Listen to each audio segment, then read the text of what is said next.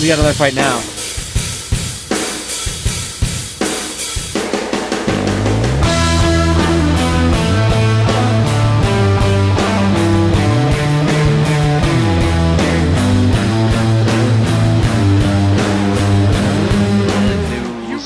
Sharp cheddar at catering. I had to deal with mozzarella for my crackers. I mean, I understand sharp cheddar is a good... I mean, you know, the thing is they brought it out after he stopped moping and... Oh, I'm trying to talk about that. Phil Nasseri has started things off, dropping Aaron Baby Blue from the very beginning. Not shocking though, Nasseri has a fucking mean streak going on right now. Nasseri is... Yeah, he is with a vengeance. I think, you know, I think all it took was Lamar O'Neal winning that championship, and Nasseri said, you know what, I want revenge, and why not get the belt in the process? I want blood. He had a draw, an epic battle at HCL 26 in December, just 1 year ago, with Lamar O'Neal. The rematch happened in March at the first Top Cock finale, the Season 1 finale. He lost via TKO. People were talking about how that was a bit of a quick stoppage, but he bounced back with a big knockout over Enzo Antonioni. And if he can keep winning, then I wouldn't be surprised if we saw championship aspirations in Phil Nasseri's future. But he's got to go through Aaron Blue tonight, who is a tough customer as well. You don't have this kind of longevity in HCL without being a difficult fighter to take on. Beating people up. Oh. Nice heavy body kick from the Southpaw Blue. Did you say heavy dick? No. No. I think you did, Randy. Why would I say that? He's too young for you, bro. I'm just going to say that because I've heard the kids these days say it. They usually say she, but I'm going to say he. Because it's Aaron Blue. Well, that's uncomfortable, and 1 minute 10 seconds to go in the first round, and Nasseri just making this into a ground battle. He's got such heavy hands, but he has an excellent wrestling game.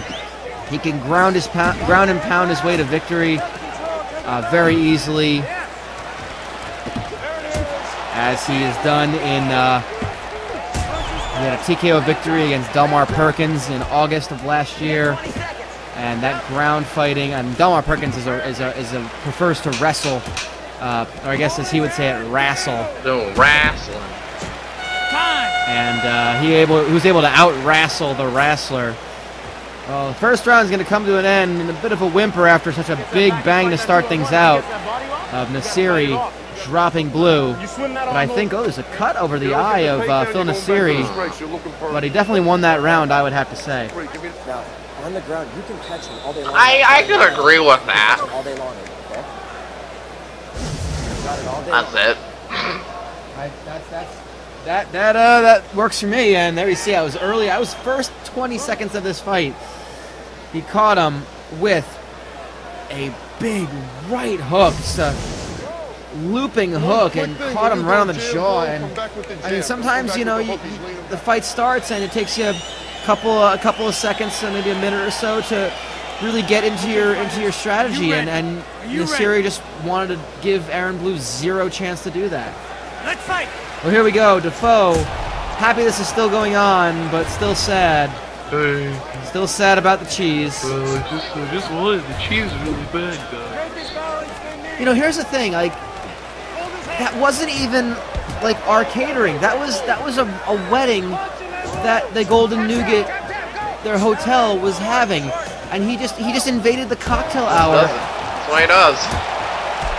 He crashed another cocktail hour of a wedding, and then complained to us about them not having sharp cheddar cheese. Like, what are we gonna do? Well, he has a Jehovah's Witness. Oh, and the carving station was roast beef but not prime rib. Like, what do you want, dude? It's not your wedding. Well, you weren't invited. He is a Jehovah's Witness, so that makes sense. Why does that make sense? I don't know, but I just know he's a Jehovah's Witness on top of it. You were just hoping I wasn't going to ask you why that made sense. Kinda, yeah, but not... Okay, yeah. Sorry, Randy. Let's go ahead and say it again. We'll try it again. I know that... I know that he's a Jehovah's Witness. I know that he's a Jehovah's Witness. Oh, okay, I didn't know that about Gregory Defoe. Anyway, Aaron Blue has the half guard. And move back to full guard.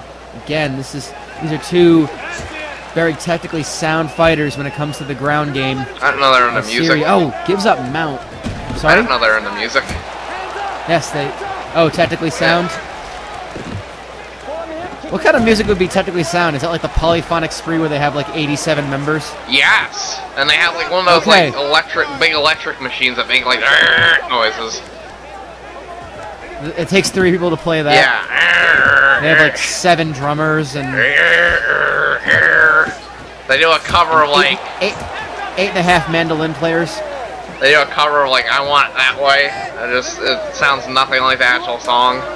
Yeah, it sounds almost like a church pipe organ, and it also sounds like, you know, just when you just kind of like smash a violin strings. Oh, and speaking of smashing, Nasseri with another right hand. It was the same punch that dropped Blue early, cracked him right on the jaw, followed it up with some good combinations, but giving Blue some chance to recover, and Blue goes for the clinch. Looks like we're going to see a 3rd round. Wow, then. And why not? These guys have been giving it their all. Nasseri just a step ahead of his opponent, I think. And you gotta wonder if Aaron Blue's corner will be telling him that he has to go out and finish this fight. He's done some damage, as we've seen those cuts above both eyes now of Phil Nasseri, as Reginald Cutman taking care of the one underneath the right. Well, he's been getting whooped on by Aaron Blue. We had kind of missed that, but there we see the highlights of the 2nd round. Shots like that. And there again. Oh, maybe Aaron did take that round. It was close. Very close. I think it might be 1-all. You know, but you don't want to rest on your laurels that the judges are going to decide it in your favor. You know, if I'm Aaron Blue's corner, I'm going to tell him, you know what, you lost those 2 rounds. You got to go out and finish it because you don't want to trust the judges in this case. I mean, have you seen our judges? One of them's named Lavender. But one's Lavender Sandalbags. That's not a name. That is a flower and like an item that doesn't exist. A carrying case. For shoes. For shoes. And they're not even really shoes. Yes. They're like parts of shoes together. For flip-flops. Or if you're in Australia, thongs they call them. Really? I never knew that. They call flip-flops thongs. Yeah, it confuses people a lot. Well, it helps to be a man of the world. Did Nasseri just punch the cage? I think he did. Yeah. I think he's just trying to get himself fired up. Blue broke. Yeah, that was weird. But he definitely punched the cage. Fine. I want to point that out. And it seems to have fired up because they just got into a pummeling match here. Nasseri, push kick to keep Blue at bay. He's backing him down. I think Nasseri loves like hurting inanimate objects. That's possible. Well, Blue is trying to get this win. He just gets the knockdown on Nasseri and rocks him as he goes in. Takes mount. This is not good for Phil Nasseri. He's going to have to scramble out of this, as Aaron Blue's got to use every bit of energy he has left for this next 2 minutes and 45 seconds. He's got the mount. He's in a very good spot. Nasseri is in trouble. But the punch just didn't have a lot behind it. I wonder if Nasseri has gotten him all gassed out at this point. Blue, going for, maybe not going for a submission, trying to finish it off here. Arm triangle. Trying to cut off the blood, the flow of blood to the brain of Phil Nasseri. It's interesting. You're saying he likes to beat up inanimate objects. I mean, he's a New York City cabbie, and I've seen some of the people that get into cabs late night in New York City. They might as well be inanimate objects. I mean, they're just vacant. Nothing going on upstairs. Well, I'm shocked they can even afford 2-story houses. Yes. I don't even know what you mean. I don't even know what you're getting at here. Nothing upstairs, like I said. Oh, gotcha. Good one. And an elbow! Oh, elbow's Blue, and Blue's head just went rocking back. I think he's going on instinct alone with 45 seconds to go. Phil Nasseri is looking to finish this with just about 30 seconds to go. That elbow just cracked against the jaw. And look at how Aaron Blue's head is just wrenching against that cage. It is bending in such an uncomfortable way, and he's able to sit himself up. It looks like we're about to go to the judge's decision. Yep, that is the end of the third round. We will go to the judges' scorecards. And you gotta wonder if Phil Nasseri did enough to win that, or if Aaron Blue was busy enough to get the win. It is so close, Randy. I don't know who you give it to. I don't know either. Maybe Nasseri, I don't know. Blue's been... It's so close. I don't know. Man, you have to say that the winner of this fight would definitely make a big step forward. I mean, this is the finale, this Top Cock finale. It's in front of a great audience on free TV here on Hitbox, on free.tv, I guess.